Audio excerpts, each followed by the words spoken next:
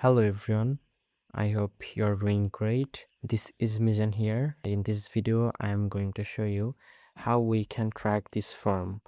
So before setting up the tracking, we need to test something. And if I talk about this, then we will follow few steps. In your case, if you want to set up any form tracking or any event, then you will do something first.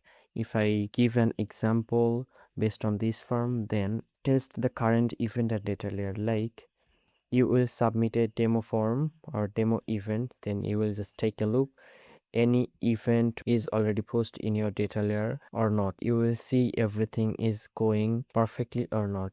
If it okay, then we will go with that, but if it is not okay, then we will create a new event, new trigger, and we will collect this data. And for this form it's same. If I show you, then you will understand. So I already collected this Google Tag Manager with this website, and I hope you already know how to connect a Google Tag Manager. Let's preview this Google Tag Manager.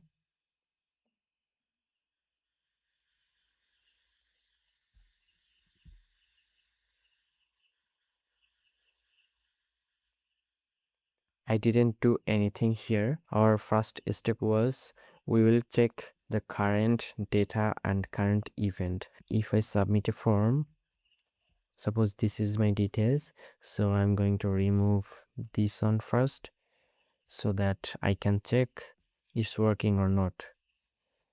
I clicked on submit, but the form isn't submit because this email is required. Okay, that's great. If I go to tag assistant, then here you can see no event is coming. But if I submit this form,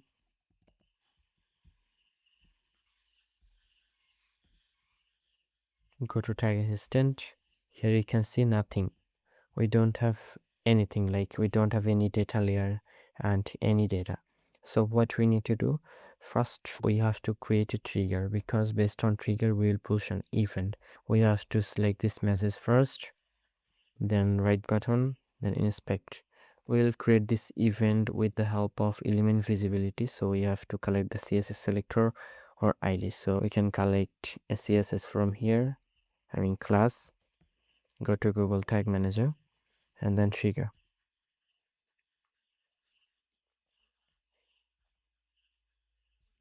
New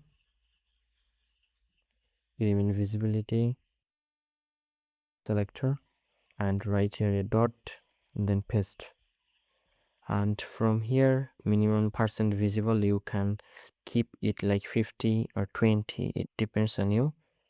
Then select here, observe DOM changes. Now save. Well, our trigger setup is done. Now we need to set up an event so that we can collect this event when the form is perfectly submitted. To do this, we can again go to this form. Suppose this is not your form is different, but you run Google errors, meta errors, it can be any kind of errors, and you also want to send this data to your analytics platform. So you need to collect the user data, right? Because we need to send the user data to increase that performance, we need to send the enhanced data. So to send the enhanced data, we need customer information like their first name, last name, email, phone, etc. So we have to collect this data also. How we can collect this one? So we will push an event, and with this event we can also collect the user data. To collect the user data and push an event, I already write a code for only this specific form. I don't know what is your form and what does your form look like. It depends actually form to form. I'm going to use a code for this form. Here is my code. I will just copy this code,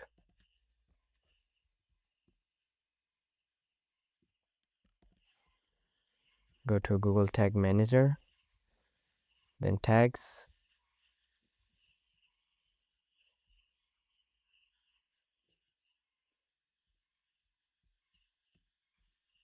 custom HTML, and paste it here. So if you want to change this event name, then you can easily change it from here.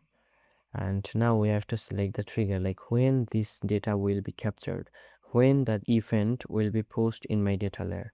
So our trigger is element visibility. We have created this trigger few times ago, so we can select this one, And if you want to write the tag name, then you can do it. Then save. If I click on preview again,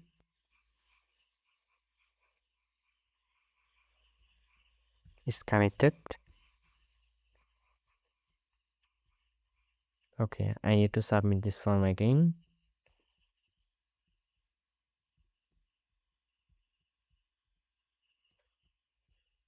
This is our preferred contact method. This is our message. If I click on submit,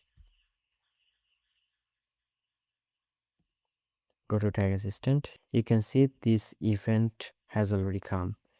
If I show you, then this is our user data, like first name, last name, email, phone, and this is the data preferred contact method. If you want, then you can send this kind of data to your analytics platform. When your lead will select different contact method, then the data will be dynamic, no worries.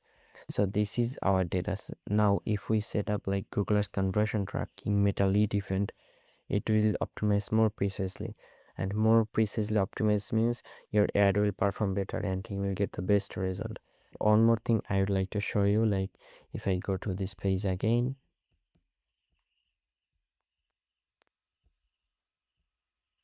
without giving any data here, if I just click on submit, then you can see no event is coming here. So in this way you can actually set up.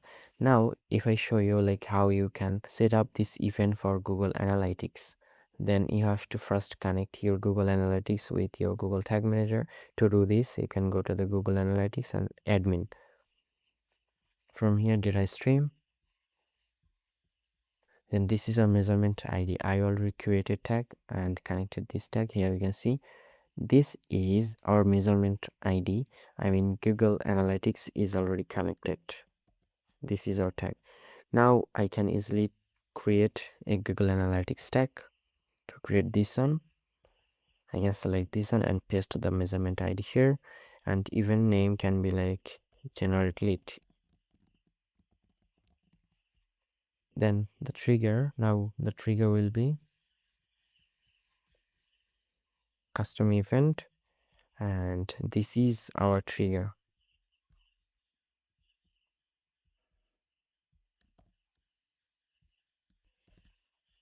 Save.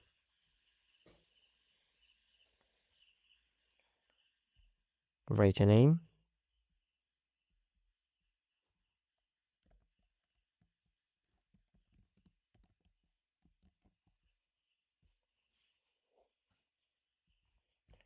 Now we can easily click on preview. It's already connected.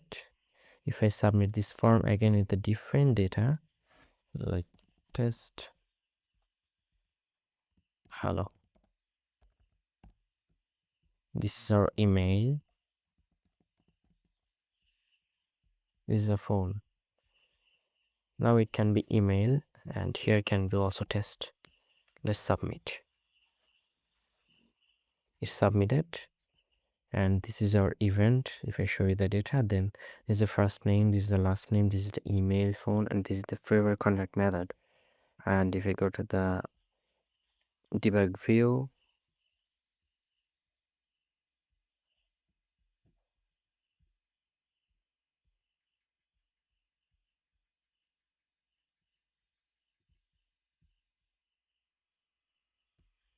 you can see here this is the generated lead event, and this is the time here.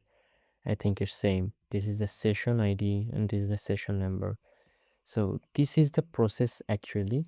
If your data layer isn't working, then you can easily push on data layer as well as collect the user data, and according to this data you can send it to your analytics platform as well as ads platform, Meta ads, Google ads, etc. etc. It depends on you. So I hope you could understand everything perfectly, but if you have any question, feel free to ask me in the comment section. I will try to answer as soon as possible, no worries about it. And if you need any further help with any kind of tracking issue, then feel free to reach out me anytime. I am here to help. If you found this video valuable, stay with me and don't forget to like, comment and share. Thank you very much for watching. See you again in the next video. Till then, Goodbye.